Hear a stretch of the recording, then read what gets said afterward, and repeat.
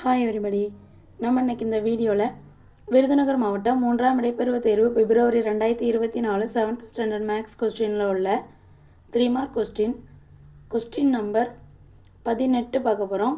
ஒரு விலங்கியல் பூங்காவை பார்வையிடுவதற்கு மாணவர்களுக்கான சலுகை நுழைவுச் சீட்டின் மதிப்பு ரூபாய் 12.50 எனில் 20 நுழைவு சீட்டுகளுக்கு நாம் எவ்வளவு தொகையை செலுத்த வேண்டும் அப்படின்னு கேட்டிருக்காங்க. இந்த கொஸ்டின் ரொம்ப ஈஸி தான். அதாவது அவங்க ஒரு நுழைவு சீட்டோட மதிப்பு அவங்களே கொடுத்துட்டாங்க 12.50ன்னு. நம்ம 20 நுழைவு சீட்டுகளுக்கு எவ்வளோ கொடுக்கணும் அப்படின்னு கண்டுபிடிக்கணும். ஸோ எடுத்து ஃபஸ்ட்டு எழுதிக்கோங்க. நுழைவு சீட்டோட விலை ஈக்குவல் டு 12.50. 20 நுழைவு சீட்டோட விலையை நம்ம கண்டுபிடிக்கிறதுக்கு இந்த 12.50 20ஆல் நம்ம பெருக்கினாலே ஆன்சர் கிடச்சிரும். ஸோ ஃபஸ்ட்டு நம்ம இதை 20ஆல் பெருக்குவோம்.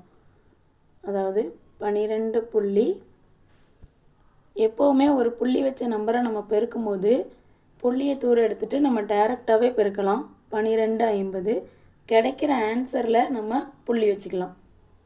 நம்ம டைரெக்டாகவே எழுதிடுவோம். 12.50 இன்று 20. 0 கொண்டு நம்ம எந்த நம்பரை பெருக்கினாலும் நமக்கு 0 தான். ஸோ ஃபஸ்ட்டு 4 டிஜிட் இருக்குது. ஸோ நம்ம ஃபஸ்ட்டு 4 டிஜிட்டில் 0 போட்டுக்கலாம். 2ஆல் இப்போ பெருக்க போகிறோம். 2ஐயும் 0வையும் பெருக்குனா 0 தான். 2ஐயும் 5ஐயும் பெருக்குனா 2 10, 10க்கு 0 மிச்சம் 1, 2 4, 4 கூட 1 கூட்டினா 5, 1 2. ஸோ இதை நம்ம கூட்டினோம் அப்படின்னா இந்த ஓரத்தில் உள்ள 0 0 0 0வையும் 5ஐயும் கூட்டினா 5, 2 அப்படியே போட்டுக்கலாம். 250 2 0 இருக்குது. அதாவது 25,000 இருக்குது. இந்த 25,000 நம்ம அப்படியே போட்டுறக்கூடாது. ஏன்னா நம்ம புள்ளியை எடுத்துகிட்டு பெருக்கியிருக்கோம். ஸோ அதே மாதிரி 2 டிஜிட் தள்ளி நம்ம புள்ளி வைக்கணும். இதில் 2 டிஜிட் தள்ளி தானே நமக்கு புள்ளி இருந்தது 12.50ன்னு. அதே மாதிரி 2 டிஜிட் தள்ளி நம்ம புள்ளி வைக்கணும்.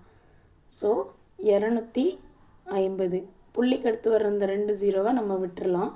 நமக்கு அப்போ 20 நுழைவு சீட்டிற்கான தொகை வந்து ரூபாய் 250ன்னு கிடச்சிருக்கு. அதான் ஆன்சர்.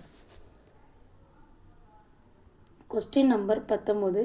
ரஞ்சித்தின் மாத வருமானம் 7,500. அதில் 25% சேமித்தார் எனில் அவர் எவ்வளவு தொகையை சேமித்தார் என்பதை காண்க. அதாவது நமக்கு அவனுடைய மொத்த வருமானம் நமக்கு கொடுத்துட்டாங்க 7,500ன்னு. அதில் எவ்வளோ ரூபா சேமிக்காங்க அப்படின்னு நம்ம கொடுக்காம எவ்வளோ பெர்சன்டேஜ் சேமிக்காங்க அப்படின்னு கொடுத்துருக்காங்க. அது 25%. அப்போ எவ்வளவு தொகை அப்படின்னு நம்ம கண்டுபிடிக்க எடுத்து எழுதணும். ரஞ்சித்தின் மாத வருமானம் ரூபாய் 7,500ன்னு கொடுத்துட்டாங்க.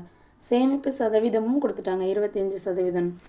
ஸோ நம்ம சேமித்த தொகை கண்டுபிடிக்க இந்த மாத வருமானம் மொத்தத்திலிருந்து இன்று பண்ணி 25% நம்ம கண்டுபிடிச்சோம் அப்படின்னா ரஞ்சித் வந்து சேமித்த தொகை எவ்வளவுன்னு நமக்கு கிடச்சிரும். ஸோ நமக்கு 7,500 அப்படியே போட்டுக்கோங்க. 7,500 இன்று 25% எப்படி எழுதுவோம்? 25/100.